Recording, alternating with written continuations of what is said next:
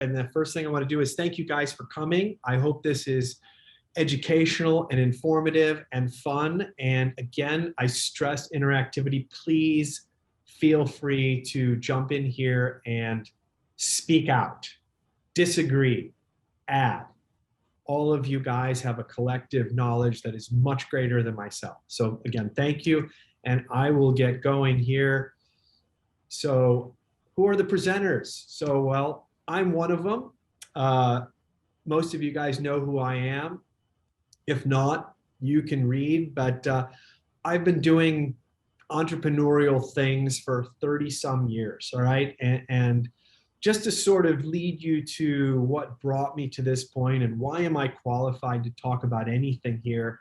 I don't know if everybody knows, but I spent the first 20 some years involved in the wholesale distribution business, exclusively in the CD, DVD market. So I spent 20 some years selling CDs and DVDs. To give you a real world example, if you've been around for more than 20 years and used to go into a Walmart or a Circuit City or Best Buy, if you remember those, you see those dump bins that had, VHS or CDs, $4.99. I was a big purveyor of that. And as the market matured and e-commerce became a thing, we did a lot of CD and DVD sales online, and it went fantastic for a number of years. We were one of the top sellers on Amazon. I got to meet Jeff Bezos a couple of times for being a top seller of DVDs and CDs on Amazon. And come 2012, 2013, that market started to erode. And again, this was not a surprise. We had heard for literally 10, 15 years that everything was going to go digital. Netflix was coming into play, iTunes, Amazon Video, YouTube. This was a known thing. And we really tried to get into the digital streaming market. And it was very expensive. It was very tied up legally. And there were some major competitors that we just didn't have the financing to overcome. So you might say that I was one of the last guys selling this stuff online. And I wrote it all the way up to almost 60 employees and $25 million a year. And I got the pleasure of riding it all the way back down to zero. I can tell you honestly, I learned a lot more on the way up than I did on the way down. I knew that there was no saving the business or transforming the business digitally. And one of the things I did is, I'll be honest with you, I didn't finish college and I went and re-educated myself. I started reading whatever MBA students are reading in universities. And at this time, I was, late 40s, almost becoming 50 years old, and I had to re-educate myself. And I spent months reading any book I could get my hands on to sort of bring me up into the present business world.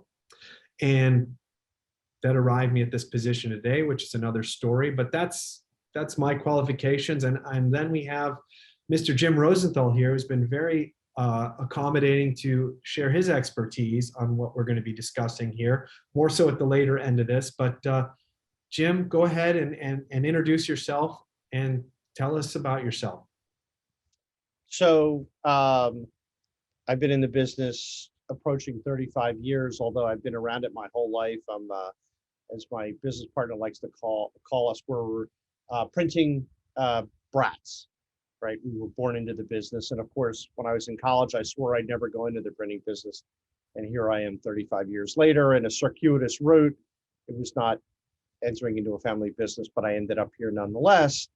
And I spent most of my career trying to figure out how to adopt technology to what we do and apply it to either business growth or to business performance and business operations. So that's really been my background. Although I am a printing junkie and I do walk in every day and, for better for worse, like enjoy the smell of ink on paper. So that and that's what we do as a business. We're an ink on paper company, but over 50% of what we do goes in the mail. And so that's where our partnership with DM 2.0 comes in, where again it's a way of us looking at applying technology to what we do and to improve what how we operate.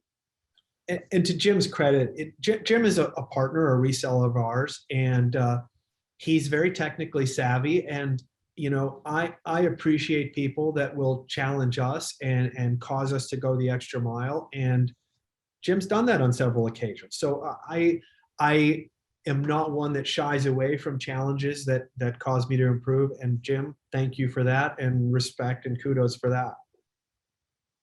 And I think, Brad, I just want to add one thing that, I would suspect that one of the reasons that there are a bunch of people on this call is that looking for ways to improve it. And we're challenged every day. So to the extent that any one of us can rise to that challenge, that's an important thing. If you aren't challenged, you aren't innovating. So we're along the same lines on that. So let's dive into it. This is about marketing metrics and measuring your marketing traction. All right. So I always like to say, well, what is marketing? I am a simple guy. All right. I like things boiled down into the crystal clearest, simplest definition as possible. And I don't claim that this is the only aspect of marketing or this is marketing, but if you could boil it down into 2 words, I like this definition: creating demand. What does marketing do? You want to create demand for your products or services. All right. Yes, it goes much deeper than that. And it breaks down for me into about 4 or 5 different specific aspects of that. Identifying your audience. You want to find the people that you feel your product or service is most likely to connect with. All right. You've now got to attract the attention of that audience, whether you're waving a sign at a street corner, or you're sending emails, or you're putting a piece of mail in someone's mailbox. You need to get the attention of that specific audience. Okay, not only once you have their attention, you better get them to engage, whether it's going to a website, making a call, going to a specific brick and mortar location. You now have their attention. Now you have to get them to react. All right. Hopefully, once you've gotten them to engage and react, you are going to actually suffice and fill that demand. All right. You've got to manage that demand. If you get them to your website and you've got them interested and you can't deliver that product or service, it ends right there. So the actual delivery of that service is the final step in marketing. And I really like to drill that down, because there's a lot of people that are really great at delivering the message and getting people excited, but they can't actually deliver, fulfill that need or want. They have failed. And what that's going to do is that's going to break the cycle. You now have nothing that you can bring them back to the table with. If you have failed to deliver on what you've promised or what you've offered, it's over. So I like to keep that as a caveat to continue the marketing cycle. All right. So we get into this thing about why do we even keep metrics? All right. So let's go back. I like quoting people that I think have things that are relevant to say. Lord Kelvin, to measure is to know. If you cannot measure it, you cannot improve it. If you don't know what's going on in your business or your campaign or whatever, how do you improve it? If you don't know how much money is in your bank account, how do you know how much to spend? These are very basic things. Again, going back to my simplicity, maybe I'm small-minded, but these, if you can boil things down to very stable, specific things that you can hold true and always revert back to, this will be something that hopefully will get you traction in life. All right. You can't manage what you don't measure. Again, Peter Drucker, very famous marketer from the 50s and 60s. He's followed by lots. I mean, if you've studied any marketing, I'm sure you've heard of him. But you've got to be able to measure. So that brings us to the fact of, why do we measure? Is it working? If you don't measure, you don't know if it's working. A lot of guys say, well, I sent out a bunch of postcards and I got a couple of calls. Well, this is a constant issue, and I'm sure Jim can comment on this, but how many times, Jim, have you heard people who have not really tracked their metrics and they do a marketing action and they're like, it didn't work? You ever heard that? Yeah, right. You hear it. It's the first reaction to, the phone didn't ring. And usually, and I, I'm sure you'll get to it later, but usually that's not the case. Exactly. Or if it is the case, it's for some other reason other than the fact that they mailed something and it just didn't work. There's some other reason behind it. Right. But if there's no measurement, there's no Right. way to actually correct or do anything. Right. Right. The next point on keeping metrics, is that action repeatable and is it scalable? Is this something that you can do over and over again and grow to a large scale? One of the biggest things I've noticed with people that are building business or doing a marketing campaign, and they may have a fantastic idea for a business or even a campaign, but it's not repeatable and it's not scalable. It's built off of a one-time event. We had this amazing party to celebrate somebody's 50th birthday, and we got all sorts of new clients. Well, you don't have a 50th anniversary every year. So is that really repeatable? Is that scalable? In any action you do, I feel like these two issues have to be part of your marketing metrics, all right? And this is why you keep the metrics, to determine if that action that was so successful, is it repeatable and is it scalable, all right? Of course, is it profitable? ROI. If you spend $10,000 on a marketing campaign and it brings back $1,000, if you don't measure that and keep track of those numbers, well, guess what? You're going to repeat that mistake and you're going to lose money again. Of course, there's the linear timeline of something. You can do things 10 times and then you find out if it's not measured, well, wow, maybe it wasn't even successful. Why are we continuing to repeat the same thing? Or you can notice a trend over time. Whereas if you do something and you do a mailing or you do an ad campaign and you get 6 people, and then next week you get 7, and the week after that you get 5, and then you get 6, and then you get 4, are you noticing a trend? If you don't manage those metrics and keep them somewhere where they're visible, how do you know if the trend is heading in the right direction? These are very basic, simple things, and I'm not trying to condescend or talk down to people, but in my conversations with other business owners, you'd be shocked how many times that people omit the simple and concentrate on the complex, only to kind of miss the boat, all right? Is there improvement? Is really what you're trying to find out. Are these marketing actions gaining traction or getting improvement, all right? And of course, the most obvious, are you reaching the goals? Do you even have goals that you're reaching toward? These are questions that I would ask myself before I kept any metrics. All right.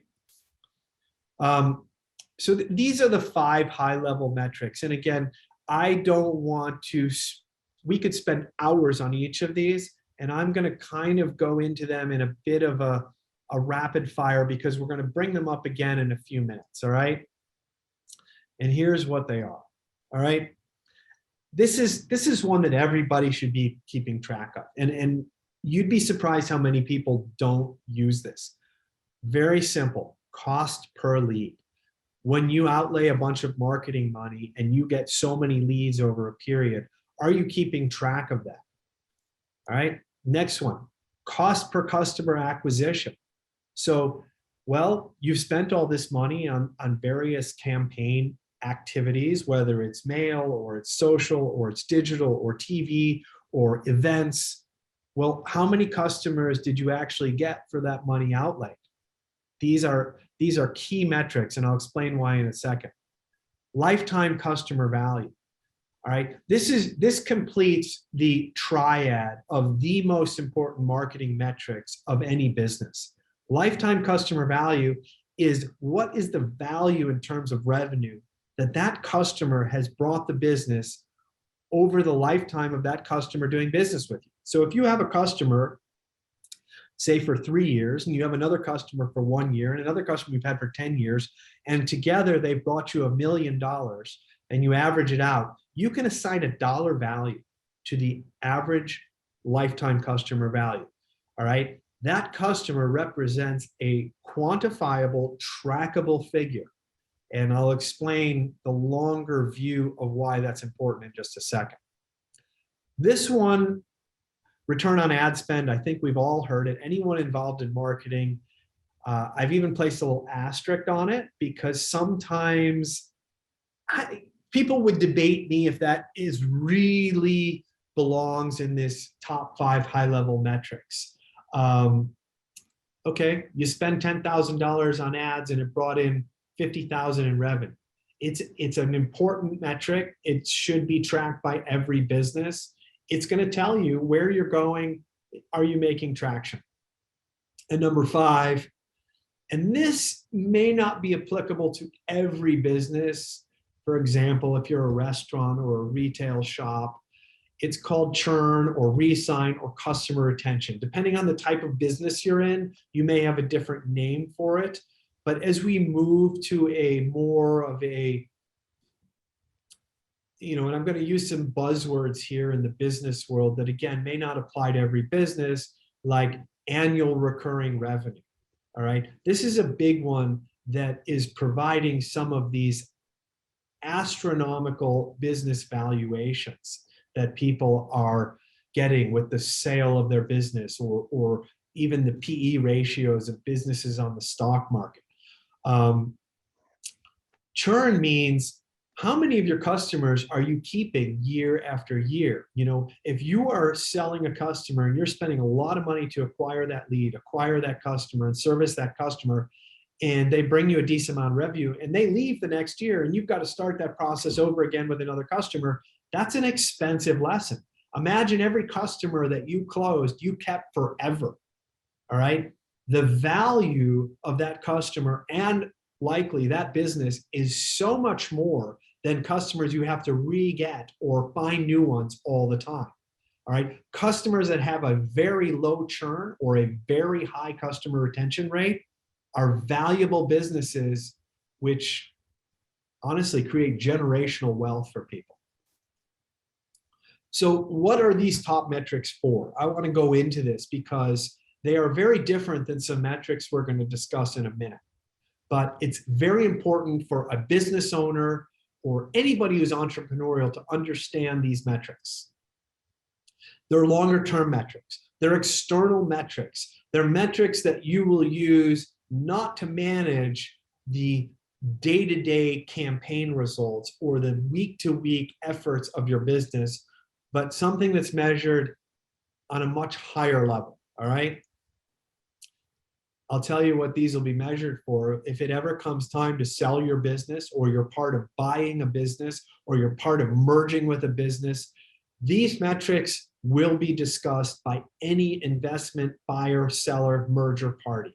And again, this may not be speaking to everyone in the audience, but even as an employee who works in a marketing department and they can add value at this level to business management or business ownership, you are going to make yourself an extremely valuable employee thinking at these levels. Not to mention the fact that you've poised yourself to become an entrepreneur on your own level by thinking in these longer term metrics.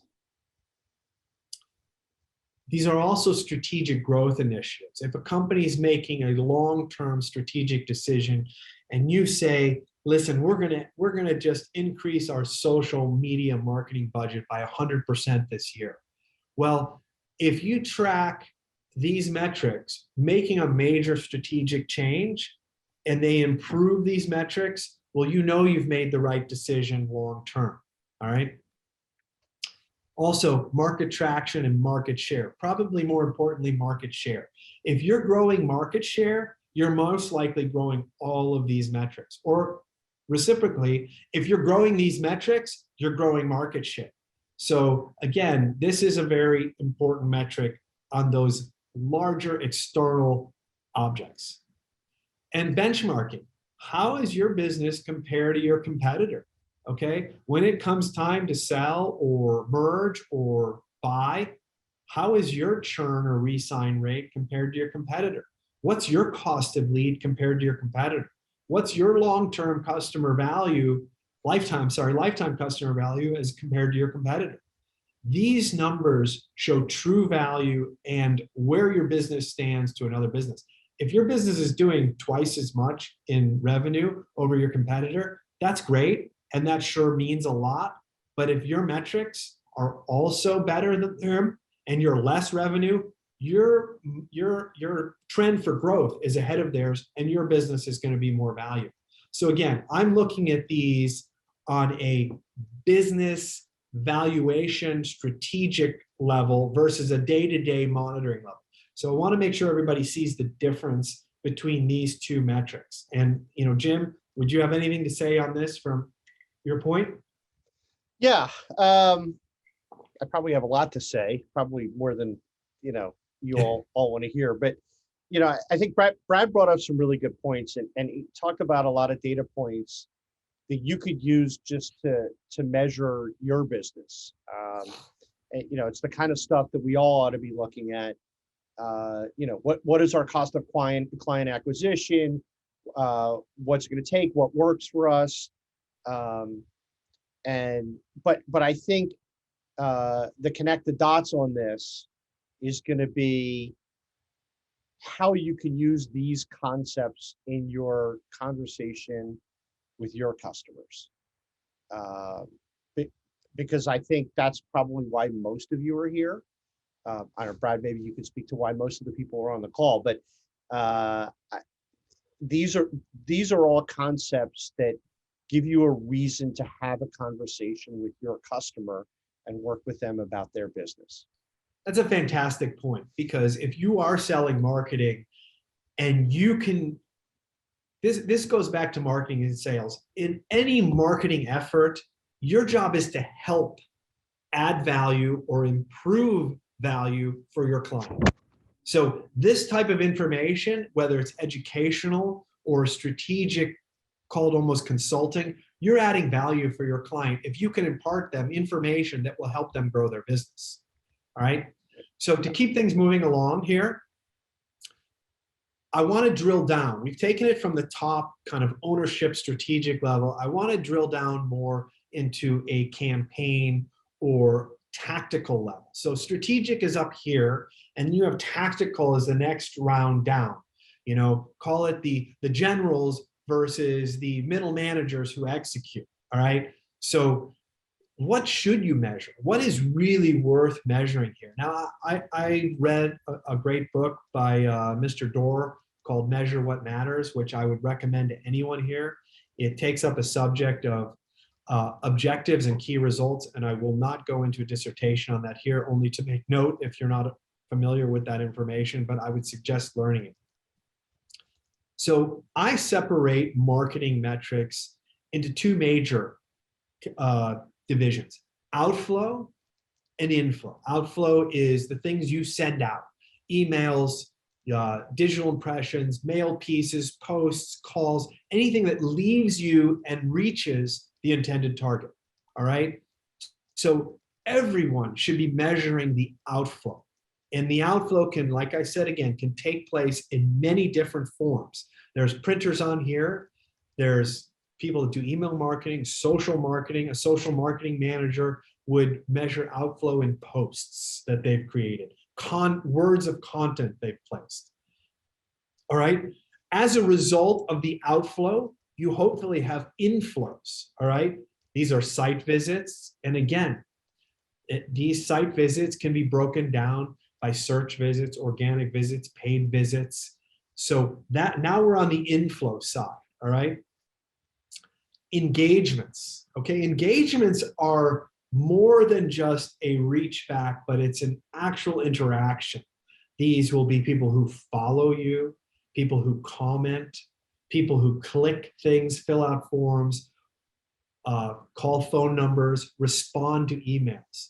All right. So right now I've given you 3 metrics to measure: outflow, and now I'm going down to inflows: site visits, engagements, and we've got a couple more here. Then the next level is qualified leads. If you see, I'm building a bit of a ladder here. First, you outflow. Now people come to your site or interact with you in some sort of passive way. The next is engagements. These are more active inflows. They're following you, they're commenting, they're clicking, they're filling out a form. All right. Then comes to qualified leads. So you've got these engagements back, and now are these engagements qualified to be a prospect or customer? You're narrowing, you're building a funnel, you're narrowing that funnel, all right? Then at the end of that funnel is conversion rate. And what is a conversion? This is really different for a lot of people, okay? Some people consider a conversion someone who's paid you money for a product or service. Some people consider a conversion someone that has filled out a form, they've walked into your store, they've given you permission to contact them. So I don't want to get into the differentiations of conversion, but if I had to pick 5 marketing metrics that everybody should use in some form or another, it's this funnel of your outflow, your site visits, your engagements, your qualified leads, and finally your conversion, all right? And what are they for? So I'm kind of going back to that other model. These are more day-to-day. These are things that you can manage much more quickly. So to give an example, you can't manage your lifetime customer value on a day-to-day basis. It changes too often. You can't manage your cost to lead on a day-to-day basis, but you can manage your outflows on a day-to-day basis. Did you send out more postcards today than yesterday, or this week than last week? All right. You can also see transaction on specific initiatives, whether it's a campaign of postcards, a social media campaign. You can see changes occur quickly and make adjustments quickly to affect these numbers. Again, these can be daily, weekly, or monthly. They should be watched very regularly. And they're internal benchmarking, whereas before those top 5 key metrics are external or company or strategic, these are more internal. This campaign versus that campaign, this creative versus that creative, this call to action versus that call to action. This is where you get into your A/B testing, all right? If you're following and tracking these 5 metrics, and again, you can drill down and make them much deeper, you can make quick changes from week to week. All right, actually, before I go to that, I want to see if Jim has anything to add on these or any comments for this. No, these are all, again, these are important things that are important to your business, that are important, should be important to you, should be important to your customers, and in many cases important to your customers' customers. So Agreed. It's all part of the equation of, you know, how you decide what success looks like and or doesn't look like. Agreed. All right, so we'll keep going here. This is something I like to repeat internally here. Outflow is holier than inflow. Okay, so what does that mean? That means what you're sending out is really more important than what's coming in. You need to outflow, outflow, outflow. And a lot of us have done this where we've gotten on the phones, we've sent out emails, we've done calls, and we kind of scratch our head and we go, well, nothing's coming in. What's going on? Well, you know what? The answer for me is more outflow, okay? I'm not saying to check yourself or make sure you didn't do something wrong, but the answer is always more outflow, all right? It's just key, all right? Some of you may have heard of Henry Ford. Stopping advertising to save money is like stopping your watch to save time. This is very true. When businesses slow down or you get a little bit of a dip in sales, most people tend to pull back on their advertising. Oh my gosh, I'm spending all this money and I can't keep up spending this money. It's just not working. Every bone in your body screams that's the thing to do. And what I'm imploring you to do and tell your clients and customers do is go the opposite, because everyone does that. And you know what? The guy who doesn't pull back when there's a downturn, the guy that doesn't stop their advertising, guess what? He's going to get ahead, because while everybody's pulling back, his message is going to be more noticed. All right. All right. So how do you measure these things? Okay. I've shown you 5 of the key metrics. I've shown you basically 5 of the more granular metrics. And these, again, are very simplistic. Record the same numbers in the same interval. Do not compare a week to a month or a year to a quarter. You have to compare like things in any sort of measurement. Again, I've said that. It has to be the same time, the same figure, collected in the same methodology. I've seen many times where people are trying to sort out, why this didn't work or what's going on with this campaign. And more times than not, the way they collected the stat, the definition of the metric changed, and the collection method changed. And now you don't have a scientific comparison to an earlier period or anything linear to actually show you if there was a change or something is improving or not improving. Okay.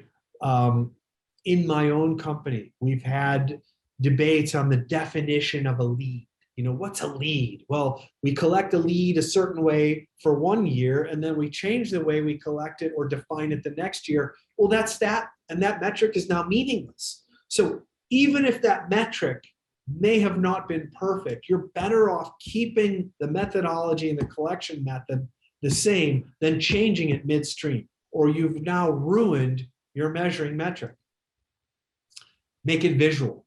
Unless you have it visual, it doesn't count. So many people say, well, we got 50 last month, and the month before that we got 30. Listen, everybody's got a memory, but memories are flawed. When they're written down on paper and they're shown visually, which I'll show you in a moment, we can all agree. Somebody's going to have a different memory than another guy. Make it visual and make it visible. Put it on the wall. I have graphs that are all over my office here that I look at every month, every day. I don't forget it. And when you do recall it from memory, when it's on your wall, you will remember it more correctly. All right. And keep it relevant. Don't waste time collecting metrics that don't matter. We had 5 people laugh at my webinar. Okay, great. You're a funny guy. Does that really help the growth of your business? Keep what you're collecting relevant. All right. Now I'll show you. This is a very, very important graph in my eyes. So outflow versus inflow, which we went over. So we're going to have an outflow, and then I've separated the inflows into 3 different types of inflows. And what you're going to get here is you're going to get a correlation. Well, hopefully that correlation is something you can take action on. So in January, we have the outflow at 2,000, and then we have our visits and our other metrics below it. So that data point by itself is meaningless until you add another data point. Now you're saying, wow, well, our outflow went up a couple hundred and all of our sub metrics or our inflows also increased. That's pretty interesting. Well, over time, you begin to see a story very clearly. Wow, our outflow dropped. Our email marketing guy went on vacation to the Bahamas for 2 weeks and we'd had nobody doing our email marketing. Interesting. Well, now we know why our site visits, our engagements, and our leads all dropped too. Well, let's get him back here. In fact, let's hire him an assistant to provide some content. And look what happens the next month. Outflow goes up 50%. The site visits, engagements, and leads also increase. Again, you have relevancy, you have linearness, you can see a track record that you can correct. That is the whole point of measuring metrics. And it's visible, it's on the wall there for everybody to see. All right, so again, going back to those 5 key metrics, and this is where I'm going to speed up a little bit because nobody likes math, and this is where we get into a little math. All right, so what are they again, and how do we calculate? I'm going to speed through this because we're running out of time, and like I said, this is algebra in some cases. All right, every one of these can be Googled, and you may even find different formulas here. I'm putting them here for the recording, for the screenshot. So if you want to use this later as a reference to create your own metrics, by all means. Cost per lead, here we go, math. Cost per lead is marketing spend divided by the number of leads for a period. I spent $100, I got 10 leads. That is $10 per lead, pretty easy. Cost per customer acquisition, all right? So this one is a little more. You take the total marketing spend. Well, let's say I spent $100 and I got 10 leads, but I only got one customer. Customer acquisition cost, $100. All right. Lifetime customer value. This one's a little different. Total number of customers divided by the total spend of customers. You have 500 customers, and over the course of 5 years, your business did $5 million or $1 million a year on average.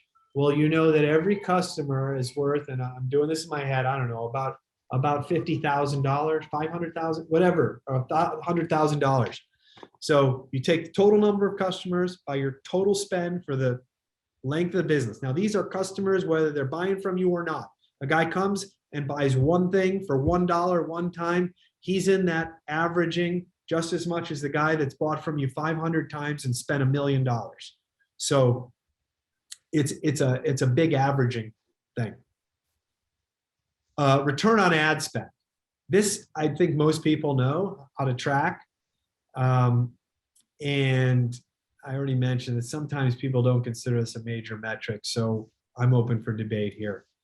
But total dollars spent on ads divided by the total revenue brought from those ads, not your total revenue of your business, but if you spent $50,000 on a campaign and it resulted in $1 million of revenue, well, that division is your return on ad spend. All right, this one's complicated, and I'm going to tell you guys to just Google it because I spent a whole afternoon on this figuring out for myself. And then I had to spend another hour or two retraining myself last night when I was putting this together. Google that one. I mean, Jim, you have anything to say on these? I don't like math. Okay. Yeah, I mean, yes. Yes, but no. All right, so what's good? What is a good CPL? All right. Depends on your industry. So this can be all over the place, but you know, if depends if you're a restaurant or an ice cream parlor, if it's $100, you're going out of business. If you're selling cars, $100 ain't so bad. All right. Customer acquisition cost, usually metrics like to be 5 to 10 times your cost per lead. So if your cost per lead is $100, you want your customer acquisition costs to be less than 5 to 10 times that. All right. So there's a ratio here that are, again, industry standards, and they vary by industry. Lifetime customer value, you want 10 to 15 times your customer acquisition cost. So again, going on this model of $100 as your cost per lead, that means you want your customer acquisition cost to be around $1,000. And that means you want your lifetime customer value to be about $15,000. All right. Again, these are just examples for a similar industry to mine, let's say. Churn. Well, I have a repeatable business that we like to keep customers and sell them over and over again, like Jim. So if I'm losing more than 20% of my customers, I'm spinning my wheels, I'm wasting money, and I better fix something. All right. Return on ad spend. I mean, I went to Google for this and they were all over the map again. And it depends on a lot of things that I'm going to kind of detail in a second. But 400 to 600% seems to be the benchmark. So if you spend $1,000, most people would like to see 4 to 6 times return on that. Again, that's revenue. That's not your profit. So that could vary by industry as well.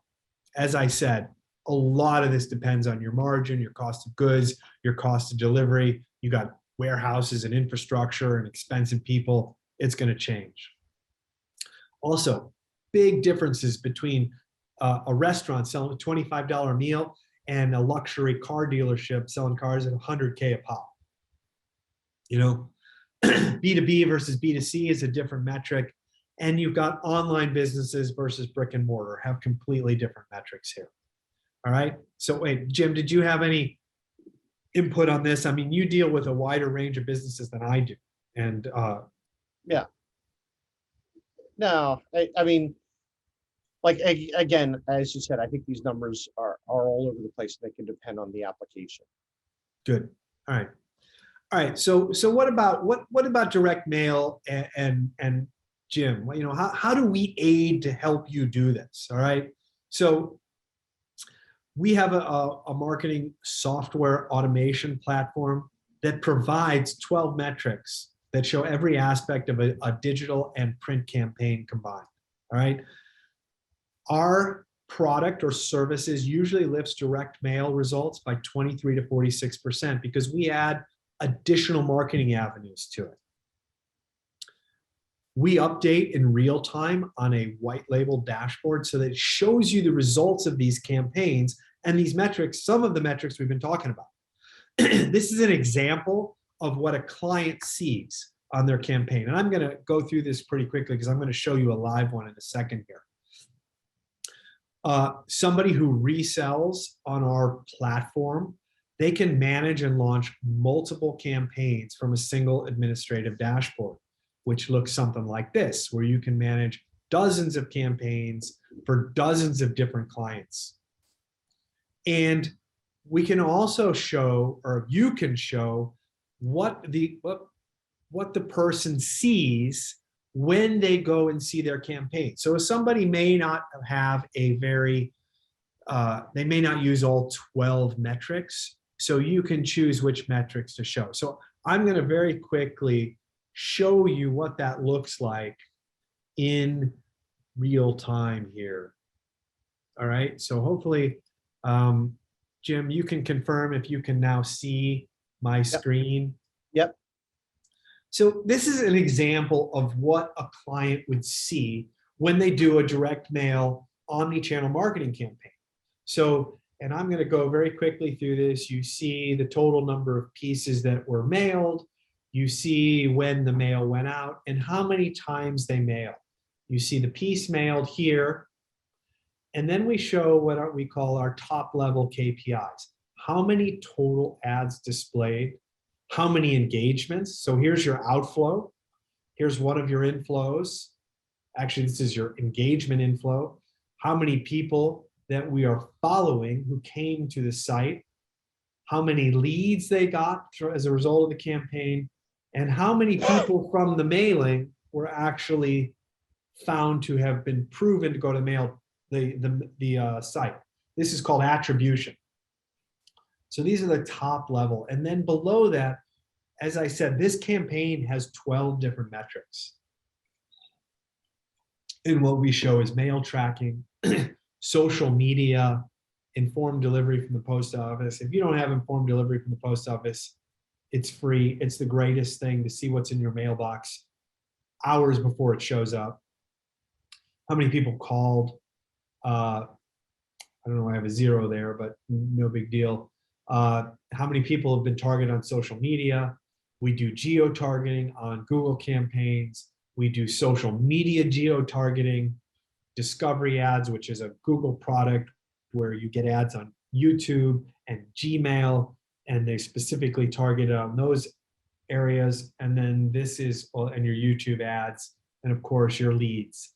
Each one of these breaks down into further subsets, into daily clicks and views, all of which is exportable. I mean, I could spend hours on this, but what I want to do is kind of let Jim show you a real world example. This is a demo campaign that shows all the features at once. It's very rare that someone will use all 12 of these metrics at one time, but this just gives you a summary of everything that is available. This can obviously be quite complex, but what it does do for your client, it proves attribution of the mailing and marketing being done. It shows them exactly what's happening in real time, and it shows them the leads, engagements, and attributions they're getting. So at this point, I want to let Jim have a few minutes to kind of tour you through a real world example of what he has done for a client with the client's permission. And I don't know, hopefully, Jim, you have a ability to show that screen right now? Yep. All right, so take it away. I'll start fielding some questions, and hopefully we'll have time to answer them before we end in 14 minutes. Do I have to, yeah, there you go. Okay, great. Okay, so Hopefully everyone can see my screen. So, one of the things, and this word was used a couple of times, and I'll uh, reiterate it, is that this dashboard is all about attribution. Um, it's all about verifying that what we're doing or what your customer is doing or what you're doing for your customer is really working. So let's talk about a little bit what this was. So this was a campaign that was run by a theater. And if you think about what happened, right, theaters were basically shut down for a period of time. So if you look at the top, it's the "We're Back" campaign. It's their season brochure for this theater, where they were publishing their program and trying to sell season tickets or individual show tickets after a long hiatus. So they had to re-engage their previous attendees, plus, given something like churn, they had to engage new attendees. So, again, their objective was to, restart their ticket sale for in-person performances. They targeted, for the most part, their existing list. So we took a list from the customer of people who had bought from them before, plus they added in a list of people who had expressed interest that they had information on, but maybe had not bought. And we mailed a substantial, you can see up at the top, we mailed over 14,000 pieces to them in July of this past year. So approximately 15,000 pieces. And then you had kind of what happened, right? And they were able to see this in real time. So they mailed 14,000, almost 15,000 pieces. There was a bunch of ads displayed in social media and Google ads and Google retargeting. They had 1,200 people who came in and actually, or 1,291 people who actually clicked in and came through and did something on the website. They had 77,000 visitors. And I'll come back to this total leads, but if you looked at it, a bunch of the other numbers, they had a pretty high, for mailing 14,800 pieces, they had a pretty high level of engagement. And this was all within a short period of time, because the campaign ran for 30 days of when the mailing went out.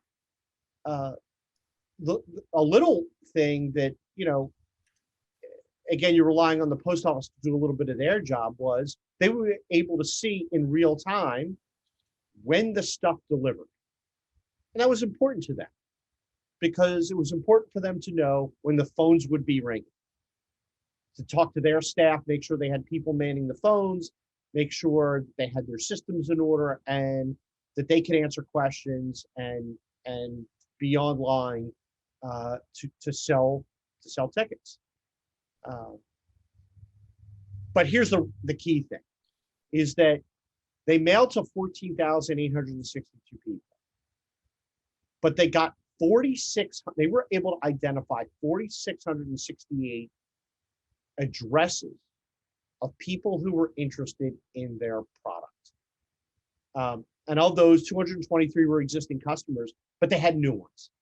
So the end result for them was they sold more tickets faster and more season tickets faster than they ever had in the past. And it was more because with one piece of mail, and by using this, they were able to hit those people more than one time. People were seeing ads. They were, if you want to call it subliminal advertising in its simplest form, they were seeing ads. They were seeing things that said, oh, season's coming up, I better buy tickets. And they sold more tickets than they ever had. So that's the summary of kind of what happened. But I want to add a little bit, tying back to some of the metrics that Brad had talked to them about, or talked about, and that we were able to talk through with our customer. It was, what was the lifetime value of the customer? Well, the lifetime value of the customer in this case is really over a season. You could You could say that if you're selling a room, a place in a living facility, maybe that is a little bit an elderly living facility, maybe that lifetime value is over a longer period of time.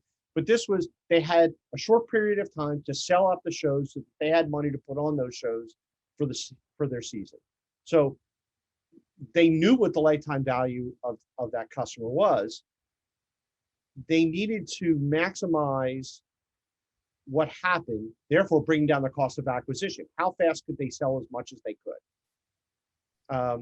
And what was the opportunity cost to not have that acquisition? In other words, if they didn't do this and they didn't sell tickets, what does the other side of that equation look like? So we talk about this all the time with our customers. What is the cost of acquisition? But what does it cost you if you don't sell? If you don't sell something, that's a lot more trouble than if you spend a little more to sell something. And how do I get more? They wanted more. They're coming off almost a 2-year hiatus. They had a real incentive to want to generate a lot of revenue. And we talked a lot about that. How do they get more? And this dashboard gave them that visibility and gave them that confidence that the phones were going to ring, and it proved it out. So that's my explanation.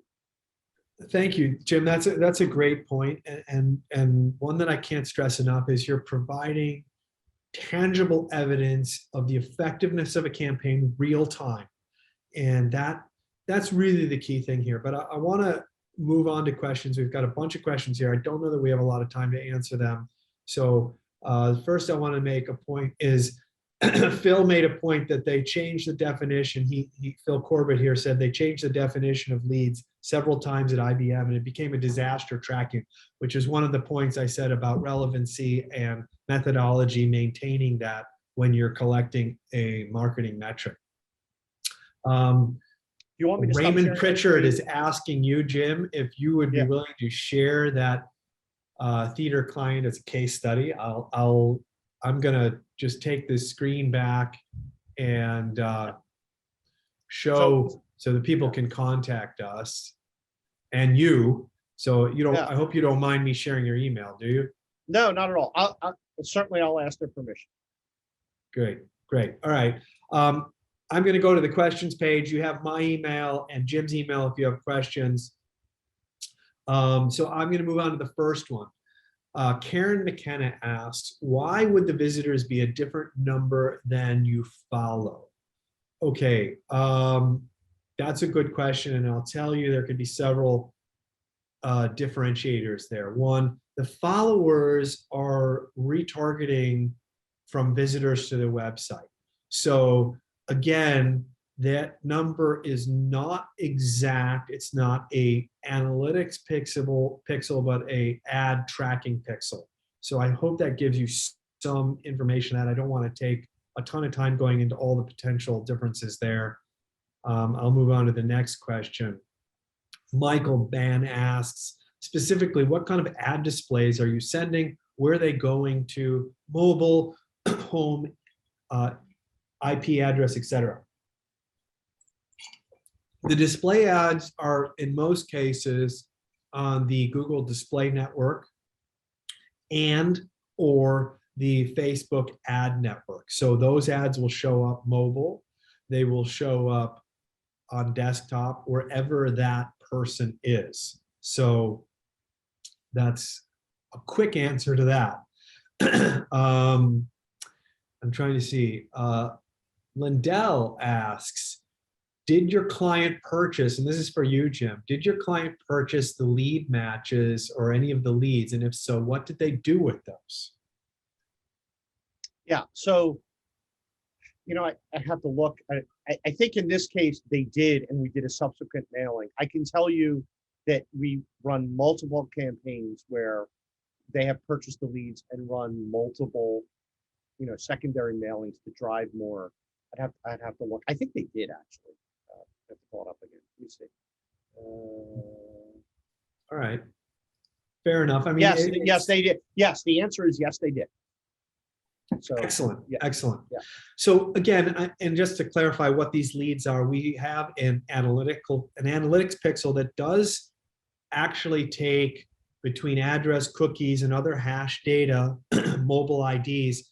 It will return in many cases the residential address of the visitor, all right, with some high degree of certainty of the household that that visit originated from.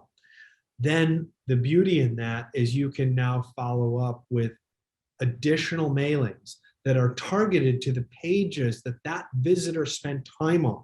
So you can provide within 24 to 48 hours a targeted mailing that is hyper targeted to the pages they visit. This is a product that our marketing automation platform does. We don't obviously do any printing or mailing, but we provide the technology that your printer or mailer can follow up with that hyper targeted mailing. So just to wind up, I don't know if there's any other comments, Jim, you'd like to make, or any questions. Oh wait, last one. Can you take lead match and compare it to your mailing list to get new leads? Absolutely. The main product of lead match is that you're pulling back addresses from people, anonymous visitors to your website. So most of the leads from lead match are people that were not mailed to. So you're creating a list of leads of people visiting your site that probably were not even mailed to. So you're creating a great lead list, not just with the address of the person, but actually the most common pages they spend time on. And we are putting together what's called an engagement score based on the number of time they spent, the amount of time they spent on the site, the number of pages they visit, and if there was any engagement. Did they click on a link? Did they fill out a form? Again, we're not returning any privacy information, but just the activities. So we can say that that person spent 10 minutes on 6 different pages. They made 5 clicks. They actually started to fill out a form. You now know who you should invest your money in to send a piece of mail to, is the point. So it's one of the most valuable and sought after parts of our marketing automation platform. So with that being said, I want to keep us on schedule. I want to thank Jim for his time. I want to implore everyone to email myself or Jim, visit his website or visit our website. And we'd love to hear from you. We'd love to hear where we went wrong. We'd love to hear where we went right. And if there, hopefully there's anything that we can do to improve your marketing results. All right. So thank you very much. At this point, I will call it a day and let you guys get on with your rest of your week. So thank you again, Jim, and good afternoon, everybody. Take care. Thank you. Thank you.